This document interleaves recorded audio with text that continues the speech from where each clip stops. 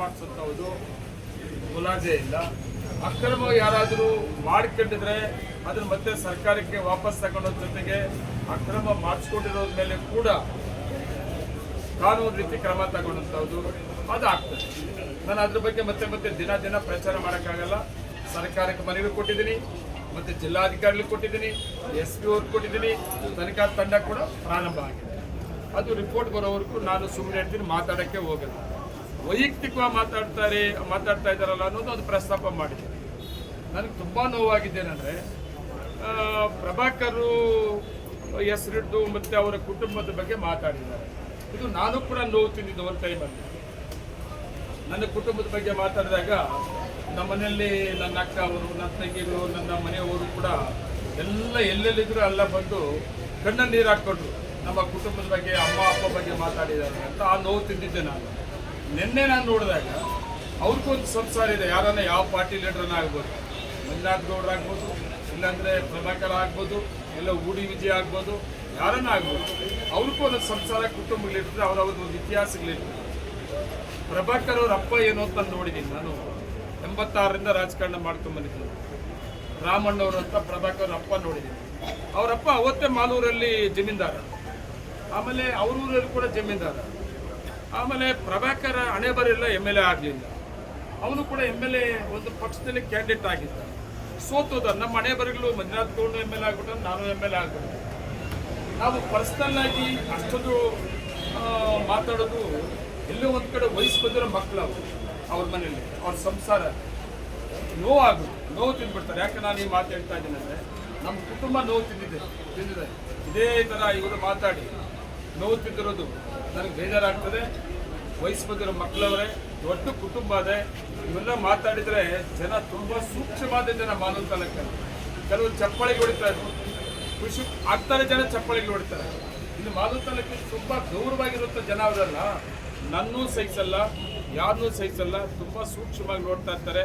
ದಯವಿಟ್ಟು ನಾನು ರಾಜಕಾರಣಿಗಳಿಗೆ ಎಲ್ಲರಿಗೂ ರಿಕ್ವೆಸ್ಟ್ ಮಾಡ್ತೀನಿ, ವೈಯಕ್ತಿಕವಾಗಿ ಅವ್ರ ಕುಟುಂಬ ಸಂಸಾರದ ಮಾತಾಡೋಕ್ಕೆ ಹೋಗೋದು ಬೇಡ. ನಾವು ಯಾರೂ ಕೂಡ ರಾಜಕಾರಣ ಮಾಡ್ತೀರಾ ಮಾಡ್ಕೊಳ್ರಿ. ಇವತ್ತು ನಾನು ಕಾಂಗ್ರೆಸ್ MLA ಇದ್ದೀನಿ, ನನ್ನ ಮೇಲೆ ಟೀಕೆ ಮಾಡ್ತಾ ಇದ್ದೀನಿ, ಅಕ್ರಮಕ್ಕೆ ಮಾತಾಡ್ತಾ ಇದ್ದೀನಿ.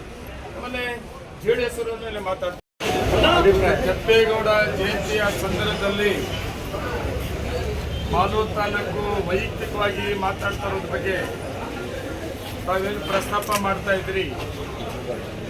ನಾನು ಒಂದು ವಿಷಯನ ಎಲ್ಲ ಪಕ್ಷದ ಮುಖಂಡರುಗಳಿಗೆ ಈ ತಾಲೂಕಿನ ಒಬ್ಬ ಶಾಸಕನಾಗಿ ಹೇಳಕ್ಕೆ ಇಷ್ಟಪಡ್ತೀನಿ. ನಾನು ಅದು ಯಾವ ರೀತಿ ಆದರೂ ತಿಳ್ಕೊಬೋದು, ರಿಕ್ವೆಸ್ಟ್ ಆದರೂ ತಿಳ್ಕೊಬೋದು, ಇದು ಒಳ್ಳೆಯದಕ್ಕಾಗಿ ಸಲಹೆ ಅಂತದ್ದು ತಿಳ್ಕೊಬೋದು.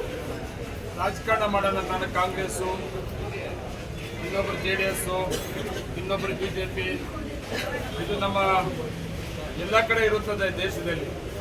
ಎಲ್ಲರೂ ಒಂದೇ ಪಾರ್ಟಿ ಆಗಲ್ಲ. ಆದರೆ ರಾಜಕೀಯವಾಗಿ ಡಿಪೆಂಡ್ ಮಾಡ್ಕೊಳ್ಳೋದು, ರಾಜಕೀಯವಾಗಿ ಮಾತಾಡೋಂಥದ್ದು ಸಹಜವಾಗಿರೋಂಥವ್ರೆ.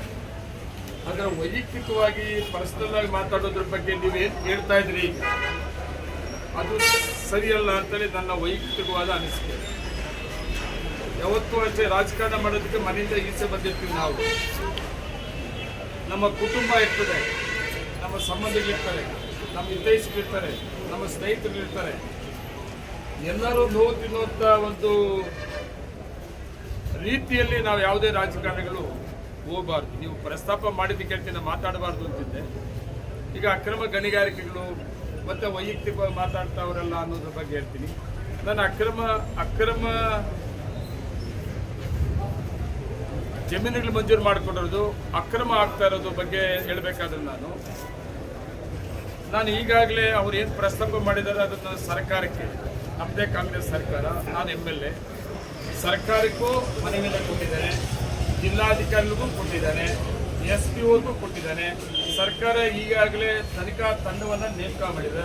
ತನಿಖಾ ತಂಡ ಅದರ ಮಾಹಿತಿ ರಿಪೋರ್ಟನ್ನು ಅಕ್ರಮ ಎಲ್ಲಾಗಿದೆ, ಯಾರು ಮಾಡಿದ್ದಾರೆ, ಅದು ಯಾರು ಭಾಗಿಯಾಗಿದ್ದಾರೆ ಅನ್ನೋದನ್ನು ಅಕ್ರಮ ತನಿಖೆ ಏನಿದೆ ಆ ತನಿಖೆ ರಿಪೋರ್ಟ್ ಕೊಟ್ಟ ಮೇಲೆ ಮುಲಾಜಿದ್ರೆ, ಅಧಿಕಾರಿಗಳು ಯಾರಾದಿದ್ರೆ ಅವ್ರನ್ನ